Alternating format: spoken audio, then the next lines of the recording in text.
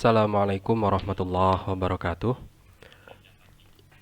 Alhamdulillah kita bertemu kembali setelah pekan yang lalu. Sebelumnya di pertemuan pertama kita melakukan kontrak kuliah dan pembagian materi ya. Oke, langsung saja di mata kuliah ilmu pendidikan Islam ini, materi yang pertama kita membahas tentang konsep ruang lingkup dan sistem pendidikan Islam. Ingat, mata kuliah kita ini mata kuliah ilmu pendidikan Islam ya. Jadi ada perbedaan dan ada persamaan, sedikit persamaan dari mata kuliah di prodi Fakultas Agama Islam khususnya ya, misalnya seperti manajemen pendidikan Islam, kemudian filsafat pendidikan Islam. Nah, itu semua ada keterkaitannya juga, tapi berbeda gitu ya. Oke, kali ini kita membahas yang pertama konsep pendidikan Islam. Definisinya dulu, pendidikan ya semua sudah tahu. Pendidikan itu adalah usaha ya, usaha untuk mendidik, mengembangkan psikologis peserta didik atau anak ke menuju kepribadian yang lebih baik. Ya pada hakikatnya mengarah pada pembentukan manusia yang ideal. Ideal gitu ya. Badan yang ideal itu kan yang pas gitu ya. Ndak gemuk, ndak kurus. Nah, manusia yang ideal itu juga tujuan dari pendidikan definisi dari pendidikan itu ya ideal juga manusianya gitu loh. Ideal sempurna gitu ya, tuntutannya seperti itu. Nah, ini manusia yang sempurna akhlaknya, sempurna jasmani rohaninya gitu ya. Seimbang atau sempurna antara duniawi ukhrawinya. Nah, yang jelas sesuai dengan teladan kita. Jadi sumber utamanya adalah Islam ya, ini Islam, ilmu pendidikan Islam sumber utamanya adalah Al-Quran dan hadis. Ya, sumber utamanya teladan kita yang dicontohkan manusianya adalah Rasulullah. Apa sifatnya? Sidik, amanah, tablik, fatonah. Jadi itu jujur, akhlaknya baik gitu kan. Berakhlak baik itu ya termasuk jujur. Tuh, definisi dari pendidikan tadi adalah untuk mengarahkan peserta didik kepada manusia yang ideal, yang sempurna akhlaknya. Islam itu agama. Islam itu agamanya, alatnya, alat dari pendidikan ini di dalam konteks ilmu pendidikan Islam. Ya, untuk berpendidikan melalui pendidikan Islam, melalui ajaran-ajaran Islam, untuk memperoleh bekal kehidupan yang baik dan terarah. Nah, di dalam pendidikan Islam, ya, di dalam ilmu pendidikan Islam, pendidikan itu dimaknai atau bermakna dengan tiga ini, taklim, tarbiyah, ta'dib. Ya, dalam dunia pendidikan Islam, konsep-konsepnya pendidikan itu dituangkan ke dalam tiga ini. Taklim itu adalah caranya, metodenya, taklim gitu ya, mengajarkan caranya, metodenya pakai apa, cara ngajarnya gimana. Tarbiyah itu nilai-nilainya, diajarkan metodenya, caranya, nilai-nilainya ini loh gitu. Nilai-nilai pendidikan dari kejujuran itu apa gitu ya, caranya seperti apa. Yang endingnya nanti akan, yang terakhir adalah takdib. Takdib itu asal katanya kan dari adab. Orang yang endingnya nanti adalah untuk keberadaban. Implementasinya, diterapkannya. Caranya ini misal cara puasa, puasa Senin Kamis, puasa Yaumul Bid, puasa-puasa sunnah ya. Gimana caranya? Ada nilai-nilai apa di dalam puasa Senin Kamis itu? Misalnya tata cara sholat duha, ada yang 2 rakaat, ada yang 4 rakaat, dan maksimal 12 rakaat. Ada nilai-nilai apa di dalam masing-masing rakaat itu? Pilihannya itu kan gitu. Misal di dalam nilai-nilai pendidikan Islam, di dalam sholat duha 4 rakaat itu jamin rezekinya hari itu gitu misalnya. Nah, kemudian diterapkan sholat duhanya setiap hari istiqomah itu. Tuh misalnya ya. Semuanya lah, ke semua secara umum. Semua nilai-nilai Islam, semua pendidikan Islam itu masuk ke dalam taklim tarbiyah ta'dib ini. Tidak hanya puasa saja, tidak hanya pendidikan saja, tidak hanya sholat saja, semua ya. Karena semua ajaran Islam itu kan untuk ke arah itu tadi, manusia yang ideal, yang berakhlak. Itu ya, pendidikan di dalam pendidikan Islam itu taklim, tarbiyah, ta'dib. Ingat-ingat, taklim itu caranya, tarbiyah itu nilai-nilainya, nilai-nilai Islam, nilai-nilai pendidikan Islam, ta'dib itu implementasinya. Yang nanti akan berimbas kepada akhlak yang beradab, akhlak yang baik. Kemudian pendidikan Islam menurut para tokoh, menurut Umar Muhammad At-Taumi Asy-Syaibani, yaitu proses mengubah tingkah laku individu kepada kehidupan pribadi, selain pribadi juga masyarakat dan alam sekitar, dengan cara pengajaran. Ada pengajaran di situ, tadi ada taklim di situ, ada gurunya, tidak dari dunia maya, tidak dari internet yang tidak jelas sumbernya, gitu ya. Tuh. Kemudian ini dari Muhammad Ibrahimi juga ada sama saja kurang lebih. Nah, menurut Al-Qur'an, pendidikan Islam itu di dalam Quran surat Mujadilah surat ke-58 ayat 11. Yang pada ini, yarfa'illahil ladzina amanu minkum walladzina utul ilma darajat. Allah itu akan meninggikan orang-orang yang beriman di antaramu dan orang-orang yang diberi ilmu pengetahuan. Yang berpendidikan itu beberapa derajat. Bukan berpendidikan dalam artian formal ya, sudah S3 dan pengen dihormati. Tapi kalau tidak beradab dia ya sama saja. Seharusnya menurut Islam orang yang berpendidikan itu ya beradab. Itu kan banyak sekarang ini orang yang berpendidikan tapi tidak beradab, kurang adabnya. Merasa paling benar, ingin dituruti padahal itu salah, dinasihati marah gitu ya. Dikasih tahu marah. Mentang-mentang dia, apalagi dia mempunyai kekuasaan, dikasih tahu marah, malah berbuat semena-mena dengan kekuasaannya. Nah, itu tidak boleh ya. Itu bukan bagian dari definisi pendidikan Islam menurut Al-Quran, bukan itu.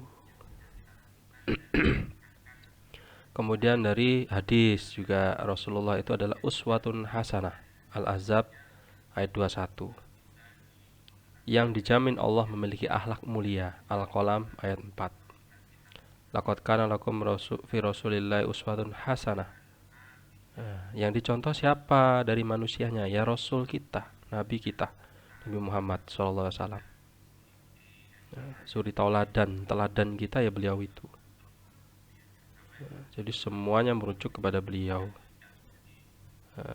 Laksanakan hadisnya, pelajari hadisnya, ikuti sunnahnya, ya kan. Itu. Kemudian tujuan dari ilmu pendidikan Islam itu apa saja sih? Jadi di dalam Quran surat Asy-Syam, lagi-lagi kita ini ilmu pendidikan Islam ya, rujukan kita adalah Al-Quran dan hadis. Ingat itu ya, jangan sampai tidak. Quran surat Asy-Syam ayat 7-8, manusia itu terdapat potensi baik dan buruk. Nih, Asy-Syam 7-8, wa nafsi wa ma sawwaha fa'alhamaha fujuraha wa taqwaha. Dan jiwa serta penyempurnaan ciptanya, maka Allah mengilhamkan kepada jiwa itu jalan kefasikan dan ketakwaan. Jadi manusia itu bisa takwa, bisa fasik. Tuh. Itu di firman Allah itu yang ngomong langsung ya. Firman Allah yang ngomong langsung itu.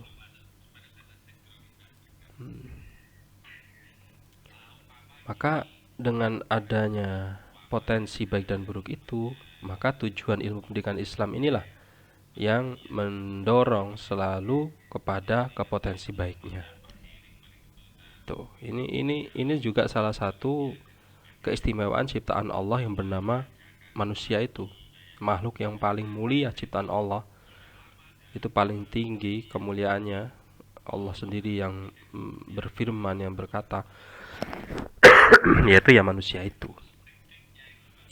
Tuh ya. Kemudian manusia itu juga potensi negatif seperti lemah itu di dalam Quran surat An-Nisa ayat 28 juga dikatakan ini. Allah hendak memberikan keringanan kepadamu dan manusia dijadikan bersifat lemah. Wa khuliqal insanu dha'ifa. Wa khuliqal insanu dha'ifa, ya kan? Dan manusia itu dijadikan bersifat lemah. Jadi sifat lemah, tergesa-gesa. Al-Anbiya ayat 37. Khuliqal insanu min ajalin. Manusia telah dijadikan bertabiat tergesa-gesa. Jadi manusia itu cenderung pada yang jelek-jelek lah, yang negatif-negatif ya. Berkeluh kesah. Al-Ma'arij ayat 19. Innal insana khuliqa halu'a. Sesungguhnya manusia diciptakan bersifat keluh kesah, lagi kikir, ngeluh terus ya. Jadi kalau ada teman sahabat yang ngeluh aja, curhat, sedih terus, ya ini sifat manusia, ini kata Quran ini. Tapi di satu sisi kan ya, kita tidak boleh mengeluh, kita tidak boleh dalam rangka rasa syukur kita terus hadirkan dalam diri kita. Itu kan dengan bersyukur. Kalau ngeluh terus kan berarti nggak bersyukur kan, merasa hidupnya susah sendiri gitu ya. Itu nggak boleh ya, nggak boleh. Makanya tujuan pendidikan Islam di situ. Intinya yang saya tampilkan di sini, tujuan ilmu pendidikan Islam itu ya untuk meminimalisir yang potensi buruk ini, menonjolkan potensi yang baik ini. Dan roh Allah ditiupkan kepadanya pada saat penyempurnaan penciptaannya. Oleh karena itu pendidikan ditujukan sebagai pembangkit potensi baik yang ada pada anak didik. Karena fitrahnya manusia itu kan baik, dilahirkan dalam keadaan suci, dalam keadaan fitrah baik, bersih ya. Tuh, dan mengurangi potensi yang jelek. Itu tujuan ilmu pendidikan Islam. Kemudian tujuan pendidikan Islam juga menciptakan pribadi-pribadi hamba Allah yang selalu bertakwa kepadanya. Karena apa? Wa ma khalaqtul jinna wal insa illa liya'budun, ya kan? Dan dapat mencapai kehidupan yang berbahagia di dunia dan akhirat. Ini Quran surat Az-Zariyat, Quran surat Ali Imran ayat 102. Semuanya dalam hidup ini menurut pendidikan Islam adalah diorientasikan untuk ibadah. Kuliah panas-panas berangkat untuk ibadah, menikah untuk ibadah, ngurus anak-anak dalam rangka ibadah, sholat juga ibadah, puasa ibadah, taat kepada orang tua juga ibadah, sabar dalam didikan orang tua, dalam didikan guru, dalam berproses di pendidikan juga ibadah, sabar ya kan. Semuanya tujuan pendidikan Islam itu semua untuk menciptakan pribadi-pribadi hamba Allah yang selalu bertakwa. Kemudian juga mewujudkan manusia berkepribadian Islam, melatih, membimbing agar peserta didik itu menguasai atau sakofah. Jadi supaya manusia muslim itu bisa menguasai, bukan dikuasai. Zaman lahirnya Islam ya, menguasai. Sekarang dikuasai. Ini kita harus sadar akan hal ini. Nah, ini sebagai muasabah kita. Melatih dan membimbing peserta didik agar dapat menguasai ilmu kehidupan, terutama iptek. Jadi teknologi itu dikuasai untuk tujuan pendidikan Islam. TikTok, Instagram itu untuk penyebaran dakwah Islam. Jangan joget-joget ndak karuan, jangan nyanyi-nyanyi karaokean gitu ya. Untuk dakwah misalnya.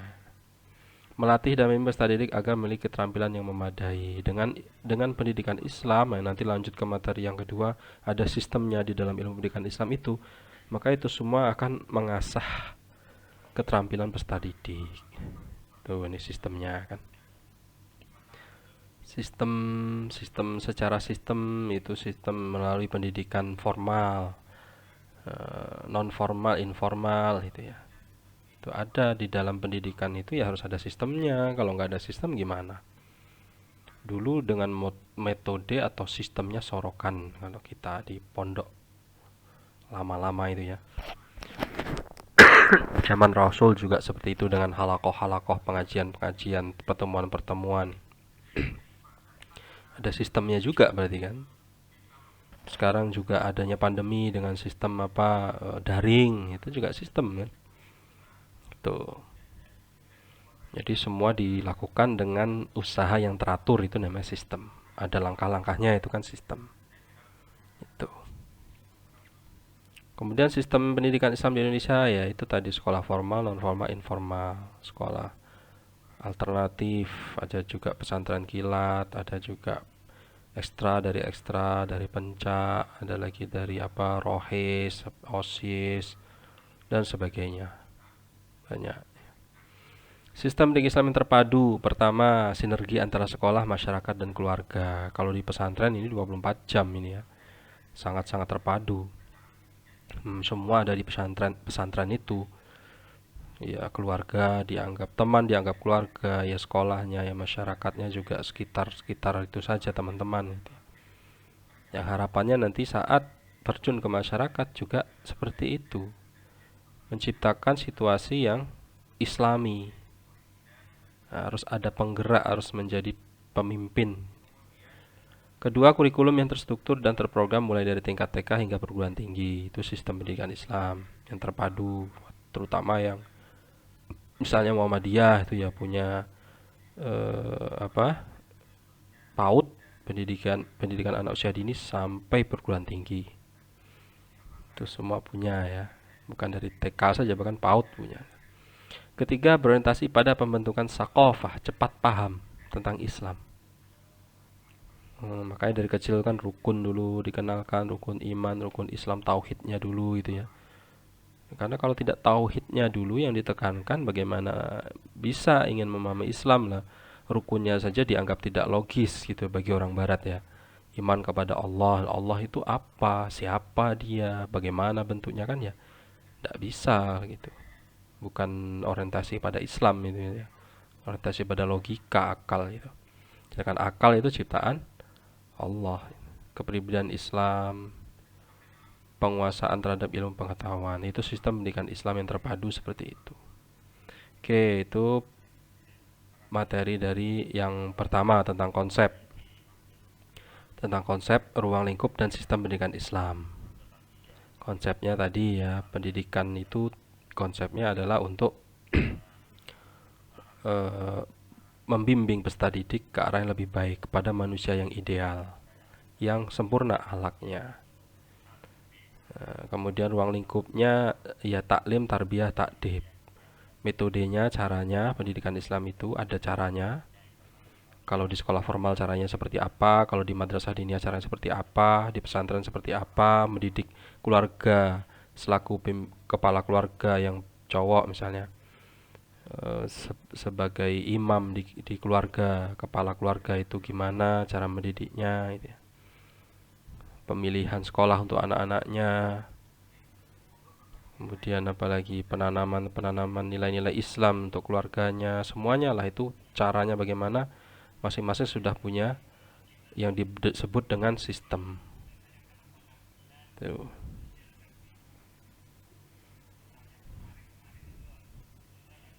Oke, itu ya. Silakan yang belum dipahami bisa ditanyakan di Google Classroom di kolom komentar ya. Saya akhiri, wassalamualaikum warahmatullahi